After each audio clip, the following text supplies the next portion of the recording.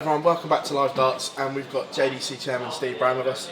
Steve, first of all, how are you? It's been a while since we spoke. Yeah, really good, mate. Yeah, we're really busy. Obviously, we're over here in Ireland doing the accreditation day. So, yeah, we were in Gibraltar 2 weeks ago. So, yeah, who would have thought we got this far, eh? Must have been over the moon with the way the World Cup went in Gibraltar. Absolutely, mate. Yeah. To be fair, I mean, we've really got a small team, and everyone we were pushed to our limits at times, but I think we delivered a great event, and everyone had a good time. It looked great on social media and everything like that, and the fact that Michael came over and spent so much time with all the kids as well must have been pleasing. Fantastic. Yeah, Michael came over for the day. That was sort of pre-planned, but we had to keep it a secret. Obviously, don't want to get mobbed, but he was brilliant with the kids all day. Nothing was too much for him. And again, he genuinely cares about the future of the game. So, some interesting news has been broke. Obviously, there's been talk for months around the Grand Slam picks and should Leighton Bennett be in, should he not. It's worked out that he's not in. I just want your thoughts as the JDC chairman, first of all. Was it the right decision to safeguard a young lad from potentially damaging his career, shall we say? Yeah, it's a tricky one. I think a lot of people sit on both sides of the fence because, from a punter's point of view, from a selfish point of view, I love to see him compete against the big boys in the PDC. From a safeguarding position, I don't think, no, not really. If it was my child, I would be hesitant. Well, probably wouldn't let him do it. I don't get what the rush is. If he's and he is a phenomenon, and he should be around for a long time. So I don't get the rush, and I think people just need to calm down a little bit and just let him do what he's doing. But again, I think putting him in the big boys, the PDC's elite live on TV. It could go one or two ways, but I think let's play it safe and just everyone needs to calm down a little bit. Just a couple of things I'll touch on that you said there. First of all, from the safeguarding point of view, is that the most important thing to a child's development in the sport? Oh, for me, it's paramount for me and the JDC and what we do and our ethos. We're all like nurturing talent and looking after them. So I don't think it's in his best interest to throw into the lights too soon. But no, yeah, from my point of view, and obviously that's again. Child safety is paramount for us. So, and their well-being, is a lot. I can't get away from the fact he's an exceptional talent. But again, I just think in terms of, I don't think he's mentally ready. I wouldn't have thought so. Second one from your thing there, as a parent, obviously, because I know your lad plays and you played from a young age. Is it a tough one because you want to not hold them back, but also you don't want to scar them as well? So from a parenting point of view, is that a tough decision to make if you would have been in those shoes? Oh, absolutely, yeah. I mean, because you're dealing with a phenomenon. So again, from his parents' point of view, and I've met them, lovely people, fantastic. But again, it must be difficult for them to try and hold him back as well, because obviously, as kids are, they're eager, they want to do everything, don't they? So, but yeah, I mean, it's got to be difficult for the parents as well, because like I said, there's a lot of pressure for him to play. But again, I don't think I think the right decision has been made here. So from that decision that was made, did you have an input, and did the PDC or the BDO talk to you about that decision as JDC chairman, what your thoughts on it were? I've never had a discussion with BDO in the last 10 years, so that wasn't going to happen. But no, I don't think the PDC, I did have an opinion on it, and I aired my concerns. But again, sitting on both sides of the fence, I can understand why people wanted him in here.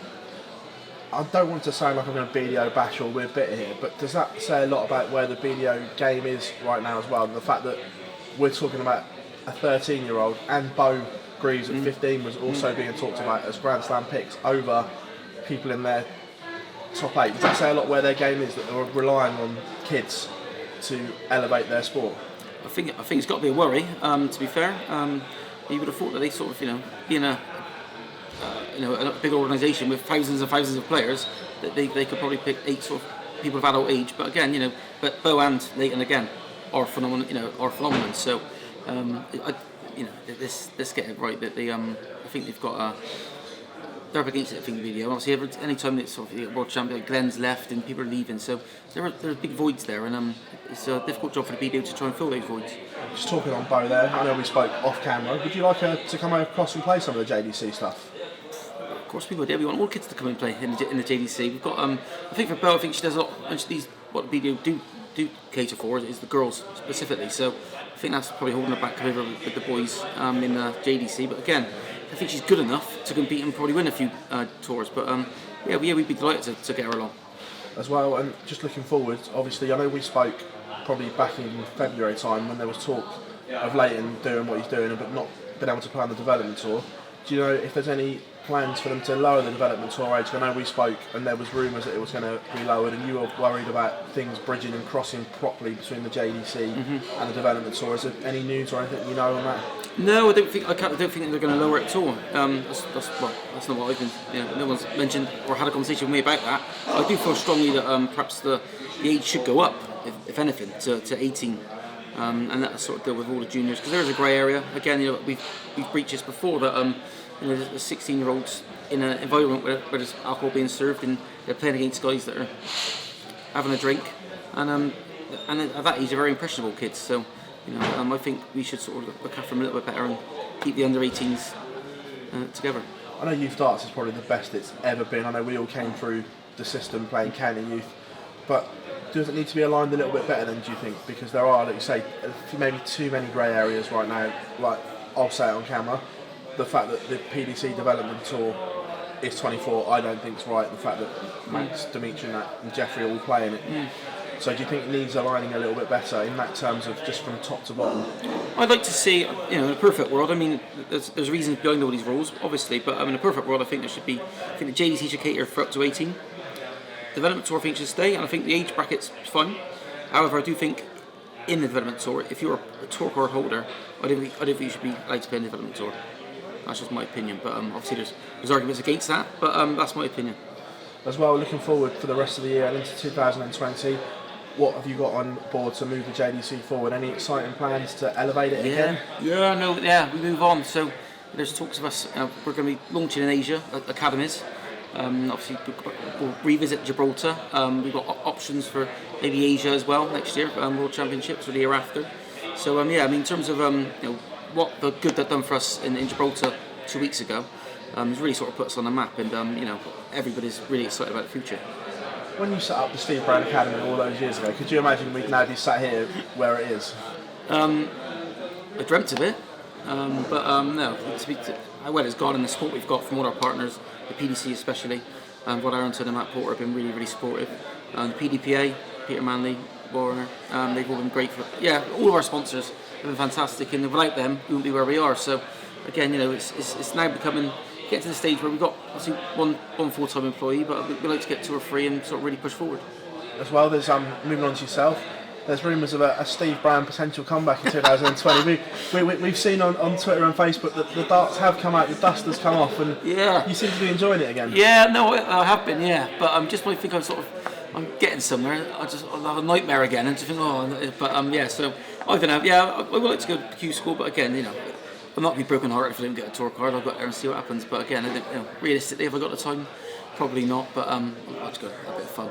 Just out of interest, do the kids that you coach, obviously they know you as Steve Brown, the chairman.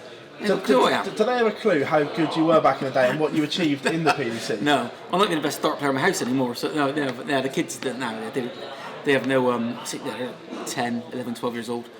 So they can't remember me playing darts. So I've got to get my phone out and show on YouTube now and again. But no, they've got no clue I am now. Do you miss those days? You know what? Honestly, I miss it for my family and friends more than myself, because I hate it. I hate playing on TV. I find the whole thing too stressful. So I don't like it. But I do miss sort of Christmas times, and all the family gather around and stuff. But I miss it for them more than anything else. But no, I don't really miss it. I say you had, like you said, your career was very under the radar, but when you look at it on numbers and paper, what you actually achieved, you must be quite proud of what you actually did. Yeah, I never really rated myself, to be honest, but I've hit a cut line darters on PDC, won a PDC Pro Tour. I've got a world record on TV for 180s consecutively. I didn't do too bad really, but like I said, I just found the whole thing a bit stressful really. Is that something that you're keen to make sure the kids don't find it as stressful as what you did, like developing? I know you're also all like development and that, but from your experiences, making them easier transition for them from playing on a board in their room to maybe one day playing on TV. Yeah, and where I can offer advice, I've had the highs, I've had the lows, so I can I share that advice, and again, I do sort of use a lot of my past experiences, and in terms of when I give advice out and stuff. So being an ex-pro certainly is beneficial. Being a JDC chairman, definitely. And then looking back, the kids you've got on at the moment, obviously Leighton steals the show a lot of the times on social media, but you've got so many good ones like Keen Barry, absolutely outstanding in Gibraltar. It was just like his 4 days where he couldn't miss anything. Yeah, but leading up to that, I mean, I've been watching Keane's scores at the JDC Academy, which he attends every week. So, someone of Keane's stature and ability regularly goes to the JDC Academies, which is a great marketing tool for us, I suppose. But yeah, I see his scores coming in week on week, and I think, are they cheating? Because he's that good. His scores are phenomenal. So, yeah, I think he's been under the radar a bit, and I liken sort of Leighton Bennett to like Anthony Joshua of the heavyweight division, but for junior darts, because he is the poster boy, and everyone sort of gets all the attention. But there's a lot of Andy Ruizes out there. So, has that maybe helped Keane go under the radar a little bit? Because has, obviously, as darts geeks, we all follow it like religiously. And as let's not we talk forget, on Twitter. Leighton is only 13 years old, so naturally he's going to get a lot more attention. But Keane, I think in terms of ability, I think they're sort of. I'd like to see a challenge match between the two of them, put it that way. Streams, Power at the Tower again. Why not? How long, realistically, do you think before we see a JDC graduate come through and play on one of the big TV tournaments? Or timescale, how long would you like it? I think Keane Barrett's poised to qualify this week. We'll find out shortly. Yeah. But what I like about Keane is he's 17 years old. Like you say, he's under the radar. He's very sort of unassuming. He's very confident in his own skin. So I think he's poised to do well on the TV, and I don't think he'd be fazed by it either. But he's of mature age. I think he's probably the next candidate. And I think with Keane, I think every sort of other generation. So you've got your Phil Taylor and you get Van Gerwen.